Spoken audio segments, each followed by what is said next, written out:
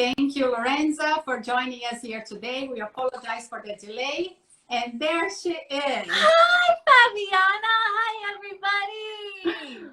Hi, Jessi. Sorry, we had a little bit of a technical difficulty, but we are so happy and excited to have you here today with us. I'm so honored to be here. And I don't know if we should, we say happy World Prematurity Day? I guess for those of us who have had preemie babies who are healthy and thriving, it is something to celebrate. Absolutely. It's a beautiful day to honor all the babies and the families who were born preterm. And this is a beautiful day, celebrate all over the world to raise awareness on prematurity. And I'm very grateful that I have so many people joining us. I am Fabiana Bacchini, Executive Director of the Canadian Premature Babies Foundation, and also a mother of survived twin who was born at 26 weeks gestation and spent 146 days in the NICU in Toronto. This experience really led me to the work I do today, and I'm so grateful that now I have with us a television personality, is star of the #1 series in the country on Facebook Watch, new mom, who is Jessi Cruickshank. Thank you for joining us. It's a real honor, and I should thank you, and I should thank Pampers Canada for really being the reason that I'm talking about my journey as a mom to preemie twins today. It's something that I never really felt comfortable talking about. And tell us in the comments, I know we're going to have a lot of people watching this and join in the conversation. So if you were a preemie parent, like, tell me if you felt the same way. But I really sort of hid my experience from the world. I felt a little bit ashamed of it. It wasn't the vision of motherhood that I had.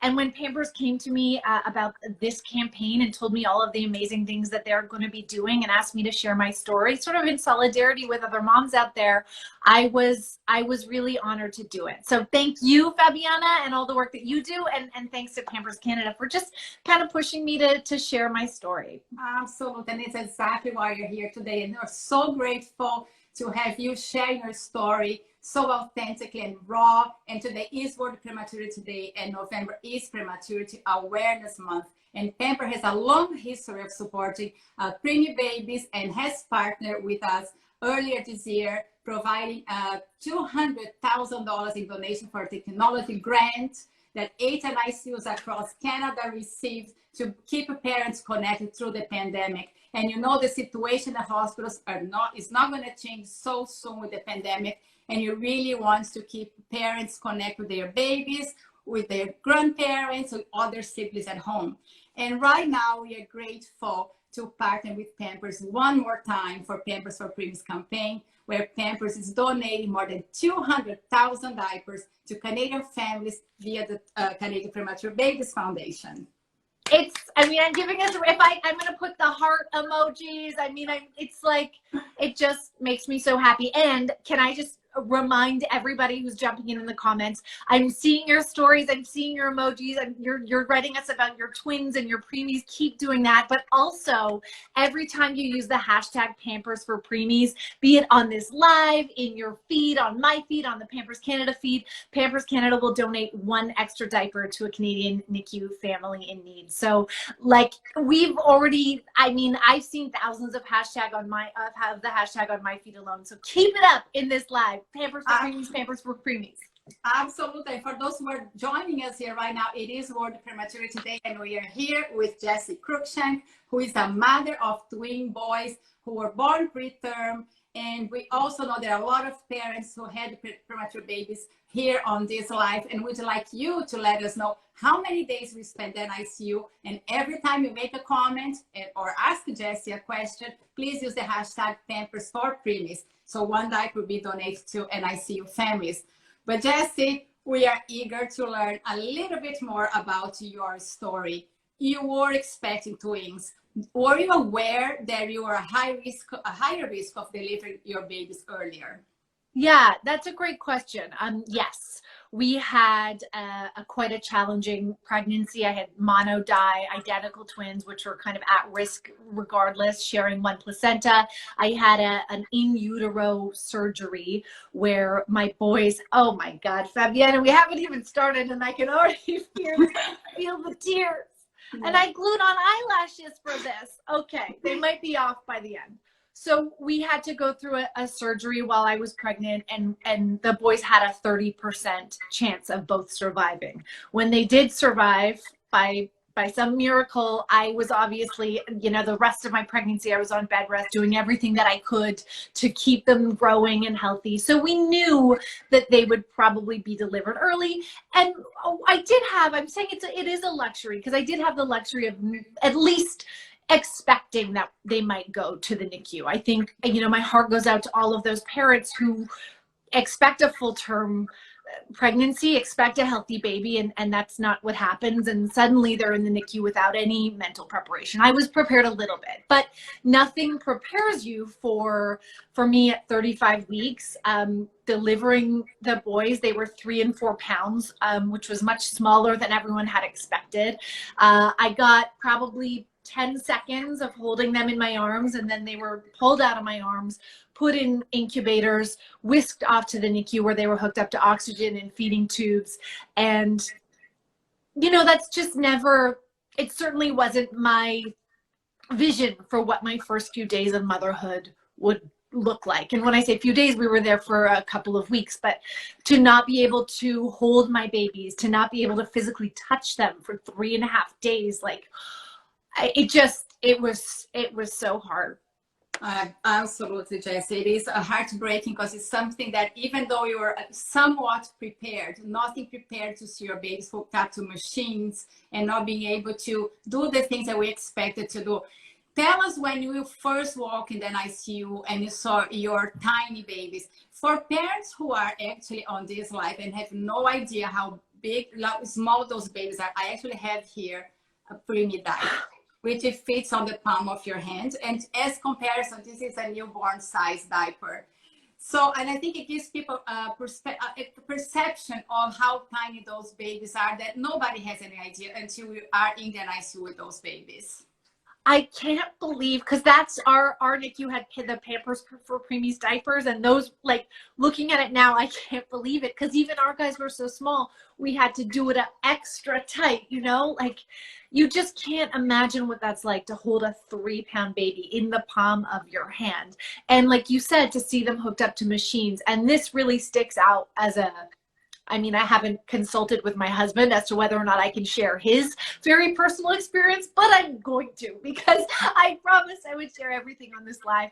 So, I was still in the delivery room, and my husband followed, rushed up with the doctors. There was 15 doctors with one baby, 15 with another. So he's traveling behind all these doctors, going up to the NICU. Once they get them set up, he walks in, and of course we shared a room with 5 other babies. And as my husband walked in to see his 2 newborn babies hooked up in their incubators, there was another father, obviously completely shell-shocked, standing next to his freshly born baby all by himself in the NICU. And my husband walked in, and they looked at each other, and they just hugged. And they stood there, these 2 grown men in the NICU, hugging and holding each other. And to me, that was such an expression of, even our spouses, even the men that are there, strong, it's just a truly challenging experience. And it's something that you need to go through with others. It's something that you need to share and talk about, because that's the only way we're going to get through it. Absolutely. For me, you asked me what it was like to walk into the NICU. I didn't walk in there. I was wheeled in my mesh diaper and my hospital gown.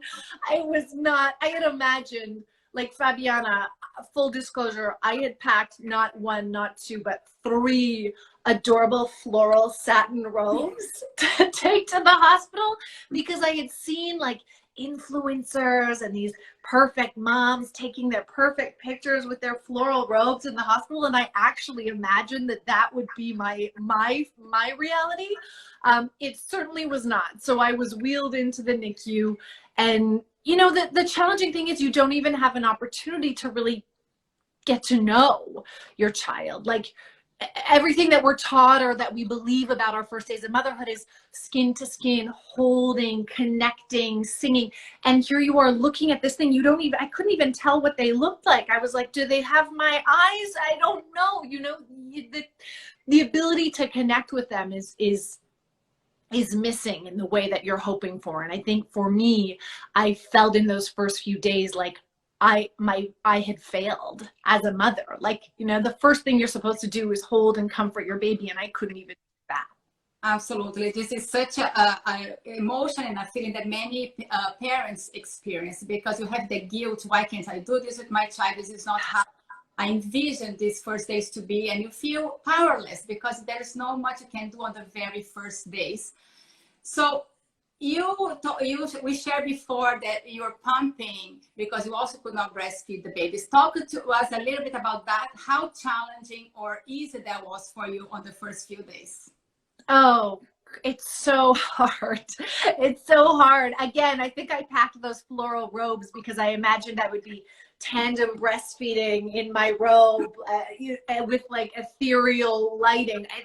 It's a challenge, but I have to say, and I will continue to say, how grateful I am for the staff in the NICU, the nurses, the doctors. Shout out to Christina, my girl, who was like, we still email with, who took care of us. I mean, they showed me everything that I eventually learned about breastfeeding. They hooked me up to the pump. They made sure I was pumping every 3-4 hours to get the milk coming.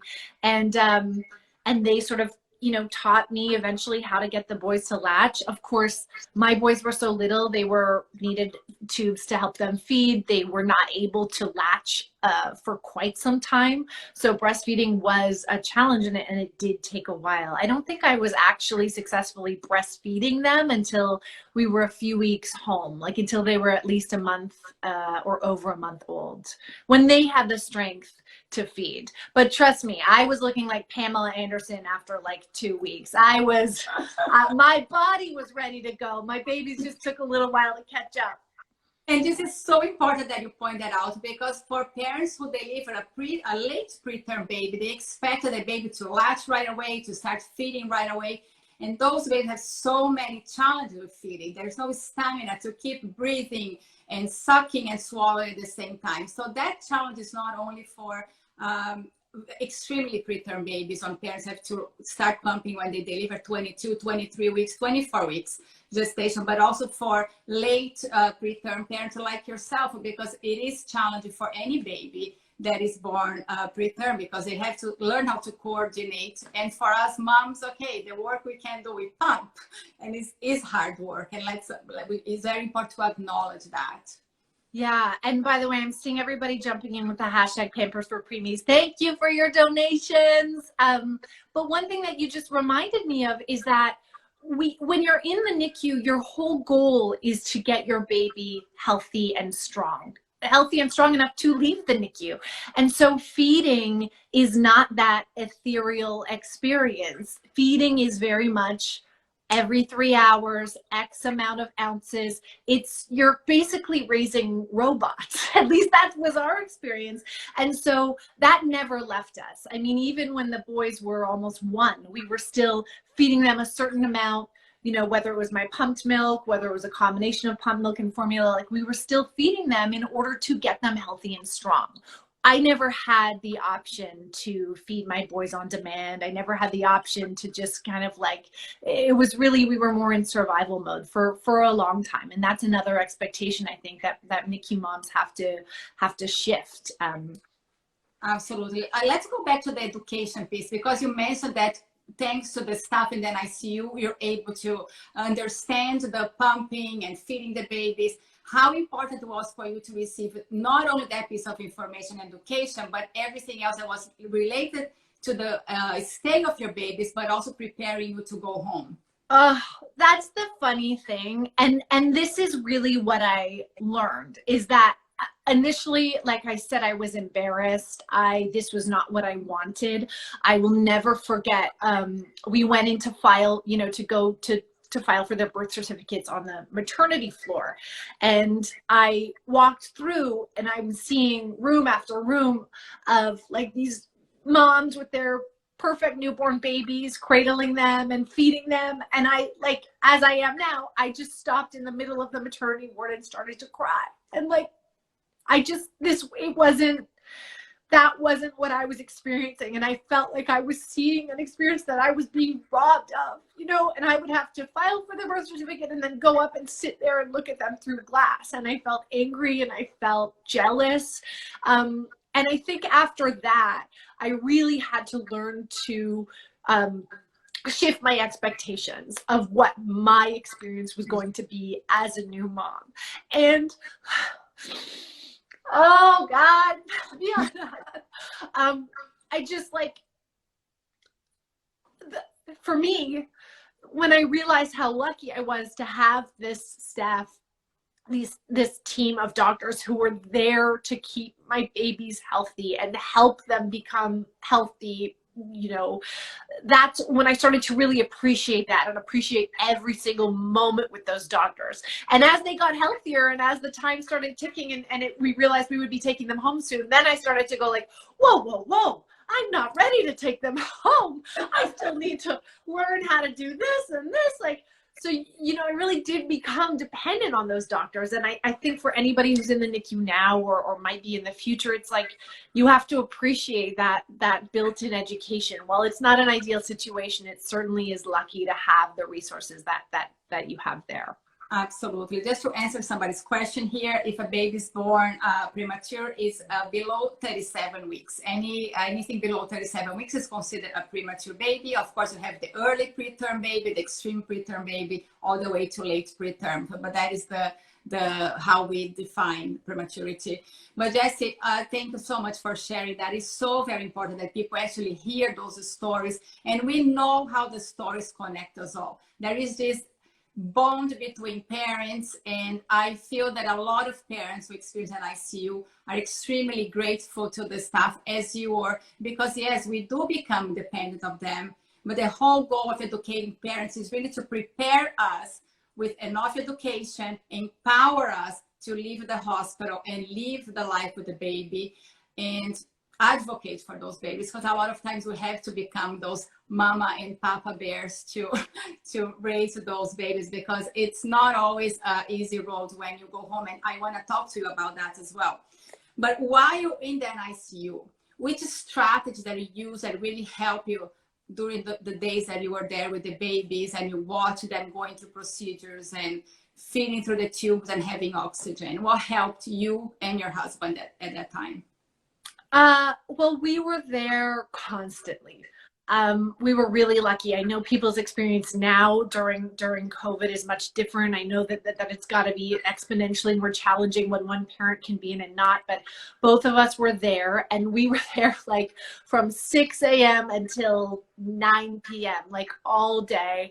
And we would sing, like, you know, to me, the only way to connect, like, because for a while they had too much. You couldn't really take them out. You couldn't properly hold them. There's a little hole in the incubator where you can stick your hand in, your very well sanitized hand in, and kind of gently stroke them. But I wanted them to know my voice. I wanted them to know me. I was desperate for that connection. So I would stick my little head in that hole, and I would sing. I mean, and again, we shared a room with 5 other babies, and I'm sure those parents were like, again with the Skinamarink? Like, I was singing everything in my repertoire. I was Googling song lyrics and singing more. That's how I was able to connect with them, and I still sing them the songs that I sang to them in the NICU. And then just started to be able to see their personalities underneath it all. You know, at first you just see them as these, all I would see, I speak from my own experience, but at first all I saw was the tubes and the Billy Rubin glasses, and I didn't see the babies. And it took me a few days to sort of connect with, oh, Rio he's this way, and he really doesn't like it when they change out his tube, and you're like finding those little bits of personality that you can connect with. And Dre was like hilarious to us, because anytime we were paying attention to Rio, Dre would suddenly make noise. So like we were getting to know them, and we were starting to appreciate them. And I think that's the one big piece of advice, if I can give any advice, is that like you have to see and appreciate the strength in your little babies. Because if I, you know, a 35-year-old woman, am weeping every day and night next to my babies, they're a lot stronger than I was. I mean, they were 3 and 4 pound babies, and they handled it every single day, every single challenge. They were just amazing. And I look at them now and I say, like, you know, it, at the time I thought it was so, like, they weren't normal, they weren't like the other babies, and now I'm like, no, they weren't. And as a result, they are resilient, they are tough, they are strong. And even if they still are the littlest guys on the playground, I know that inside they're the toughest. Absolutely, they are very resilient. And you brought up a very important topic, because when parents are present in the NICU, when we sing to the babies and you talk to the babies, you read to the babies, you are helping the babies with the brain development that is so important for premature babies. And at this time, and I think today is a very, very important day for us to talk about parental presence in the NICU, because you share how important it was for you to be there, because a lot of NICUs around the world, parents have limited presence because of COVID-19. So those parents are not allowed in some hospitals around the world. In Canada, we have some limitations to parental presence, and we're using some technology to keep that connectivity. But Jessi, how important it is for you to give a message to those parents who perhaps cannot be there in person every single day at this moment, or maybe both parents in the NICU at this moment? What can you tell them, some message of hope that, you know, this too shall pass? Yeah. Of course, I can't speak for everyone's experience. Everybody's experience is different. And I think we've all learned to adjust to the FaceTimes with grandparents. And you know, I want to just reassure you that, first of all, when you do get the baby home, it is going to be a shock. Like, all of those days, hours, weeks of imagining and wishing and praying that we would be able to bring our babies home. When we did get them home, we were like, oh dear, like, what do we do with this? Now we're all by ourselves. We've gone from being hooked up to machines that would beep if they so much as coughed, and surrounded by the best doctors in the country, to being all by ourselves in a 1-bedroom apartment with 2 preemie twins. Like, you know, appreciate the time you have now to learn, even if it is in a you know, a challenging way with the COVID protocols. Appreciate the time you have now to learn, get to know as much as you can about your baby, whether it's through a glass incubator, whether it's on FaceTime, and just know that when you get them home, you will have a lifetime to bond and connect with them. And I think that that's what I didn't realize. And you could tell me too, Fabiana, because you were there for so much longer than I was in the NICU. But for me, it was like, I was so upset that I didn't have those first 14 days to connect and bond. But I've had 3 years since, and every single day I try to find, as hard as it is, I try to carve out a time to hold, to connect, to bond, to read, to play. And so just remember that you have a lifetime of being able to do that. So your goal while your child is in the NICU is just to make them strong, to make them healthy. And then, and once you do that, you're going to bring home a really resilient kid. Absolutely. Jessi, in the beginning of our talk, you talk about peer support and your husband coming to the NICU and hugging another dad that was in the NICU. Did you have peer support along the way when you were in the NICU and moving home?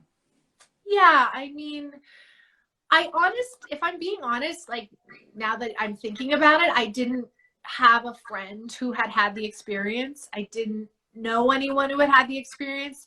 I was like, I think like so many of us in this current time, I'm like following all of these bloggers and Instagram moms and these like perfect images of newborn mother, and that was my idea of what it would be like to be a mom. I didn't have anybody I didn't have an Instagram live to watch and go, oh, that's what happens. Like, I didn't have that.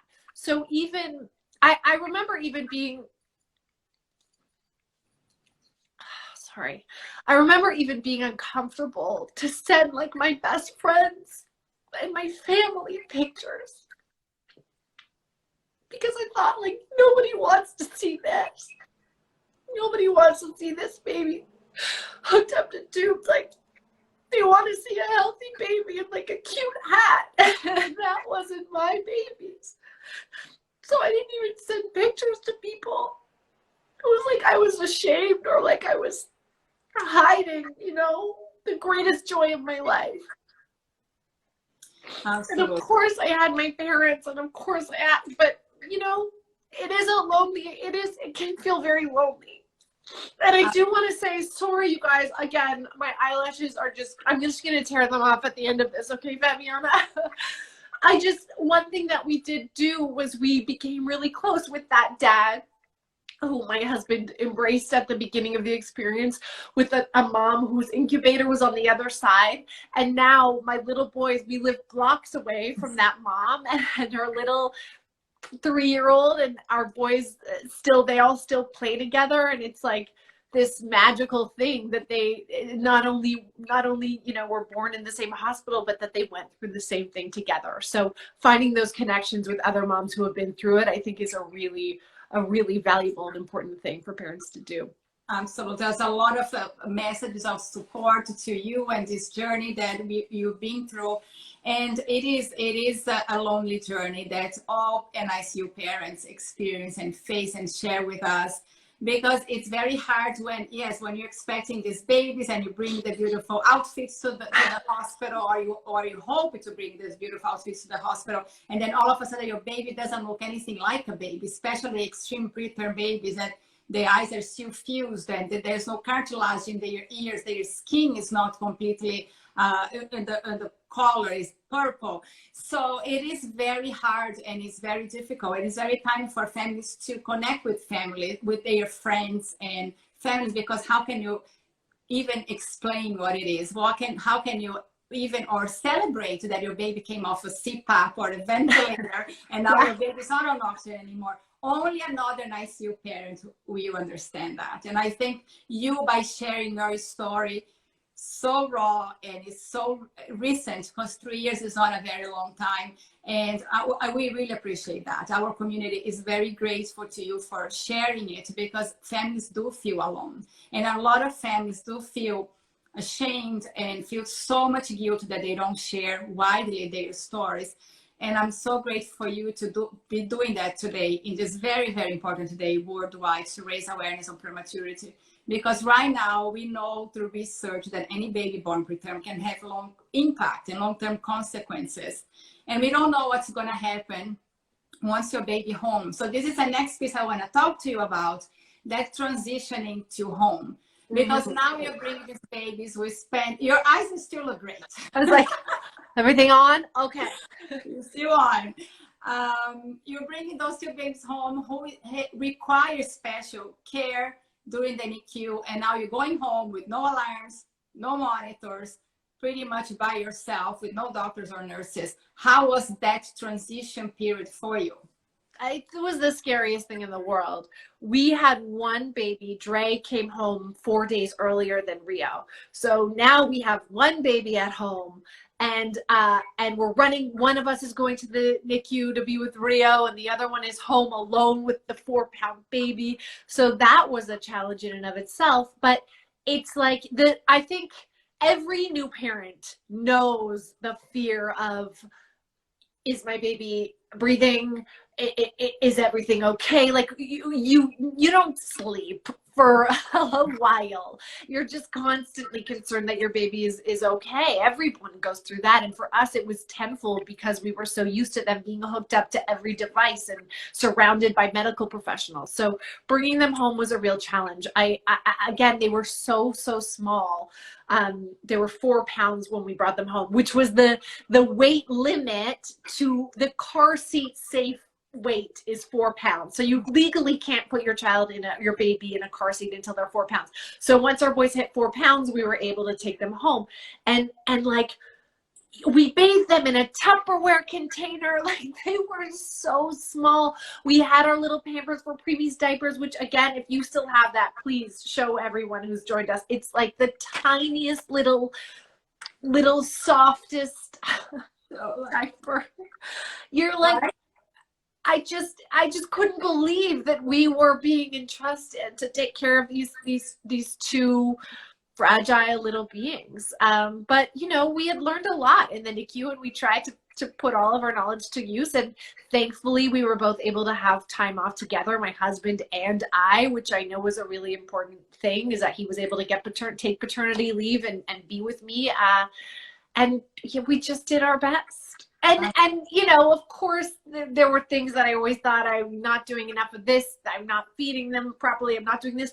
But I look at them now, and like, today is an opportunity, World Prematurity Day is an opportunity for moms like me who have gone through this to like give yourself a little pat on the back, because look what you did. You took a 3, 4, sometimes 1, 2-pound baby, and you're raising them into healthy little kids. And so yeah, while it was scary at the time, I give us a lot of credit looking back. Absolutely. Jessi, let's talk about your first year home. Did you have a lot of appointments with the babies? Because we know babies have to be follow up in the first year. How was that for you? Yeah, you know, I was so used being high risk, having our in utero surgery. I was so used to going to the doctor before having the boys at 35 weeks. I was going to the doctor every 2 days, and they would check and they would measure and they would do the heart rate, and they would decide if in that moment I was going to get sent to the hospital or not. So I had packed my hospital bag, and I was going into the doctor like every 2 days for a month. So I was the doctor life what I was ready for. But yeah, we had lots of doctor's appointments. We had a lot of concerns that I'm sure, you know, not every parent has with newborns. And a lot of them were as a result of the trauma that my boys had gone through in the womb, and just the difficulty of being preterm. So yeah, we did go to the doctor a lot, and we learned to sort of manage it. And again, to look at it as, you know, to look at it as something that makes them special. Absolutely. And I want to I just have to share one quote that my son Dre said to me yesterday. This has nothing to do with being a preemie, but it just made me so happy. They're identical twins, but Dre has a birthmark right here on his arm. And we were FaceTiming with his aunt, and he was just getting out of the bath, and his aunt said to him, "Oh, Dre, I like your birthmark." And he said, "That's what makes me special, Auntie." That is adorable. I did something right. Like, if we can teach our preemies and our kids, no matter what, you know, they're growing up with as a result, that is what makes them special, then that again is like, that is doing it right. And that's a way to kind of turn a negative into a positive, you know? Absolutely. And they are 3-year-old now. How are they doing? Oh, they're doing great. I long for the days where I could just cradle them in my arms. They are wild. They are high energy. They are hilarious. And you know, I don't know, maybe it has to do with me singing through that little incubator hole, but they are constantly singing, whether it's Katy Perry or Miley Cyrus or Old MacDonald. They always are singing at the top of their lungs. So yeah, I'm raising a future boy band. That's amazing. Jessi, one last message for the parents watching us here today. You know, again, your experience is your own experience. Everybody's experience is different. In my experience, the moment I was able to shift my expectations to realize I was never going to be an Instagram influencer in a floral robe posing with my adorable newborn in the hospital. Instead, I was going to be the mom in a mesh diaper and a gown, in a wheelchair for quite a while, visiting my boys in the NICU. And I realized that was my journey, and this was our journey as a family, and this was my kids' journey as people. And I embraced it, and I started to see the positive. That's when the whole experience was turned upside down for me. And that's what I would encourage you to do. I know it's hard, and know that I've been there, and that, you know, 30,000 moms in Canada every year go through having a preterm baby, but you know, you're not alone. And there are people, there are amazing Pampers, there's like a lot of people who are here to support you. And you know, I hope that just in sharing my story, you feel a little hope or positivity, or even are just able to relate to any of it, because that's sort of what our hope is today on World Prematurity Day. Absolutely. Jessi, thank you so much for sharing your story today. Share all your family, your story, how we embrace the prematurity and how you're moving forward with this. We are so grateful to you for the time that you took to share and be part of this campaign during World Prematurity Day. And a reminder to everyone why we're here today is Pampers donating 200,000 diapers to Canadian NICUs via the Canadian Premature Babies Foundation. Yes, and I'm seeing all the hashtag Pampers for Preemies. Every time you drop it in those comments, it is a donation of a diaper. So we are so grateful. And again, one thing that I still have mom guilt. We all have mom guilt, but one thing I still feel guilty about is that it took me this long to properly share my story. And I think I've only recently gotten to a place where I know that I have done it, that I have healthy, happy boys. And I want to thank you at the Canadian Premature Babies Foundation for everything that you do, Fabiana. It's such incredible, important work. And I want to thank Pampers Canada for their unbelievable donation of over 200,000 diapers this year to Canadian families in NICUs. And I want to thank them for encouraging me to speak out and share my story. I wouldn't have done it without the encouragement of you and of Pampers Canada. So thank you. Absolutely. Thank you. And thank you everyone for joining us here today. So please join the campaign. We'll be on from November and December every time you use the hashtag Pampers for Preemies. So I hope you all have a wonderful celebration tonight, no matter where you are in the world. There is a lot of monuments leading up in purple to honor this day and the families of premature babies. So thank you everyone, and stay well. Thank you, Fabiana. I'm going to take my eyelashes off now, okay? You look fabulous. Thank you, Jessi. Thank you. Bye, everybody. Bye.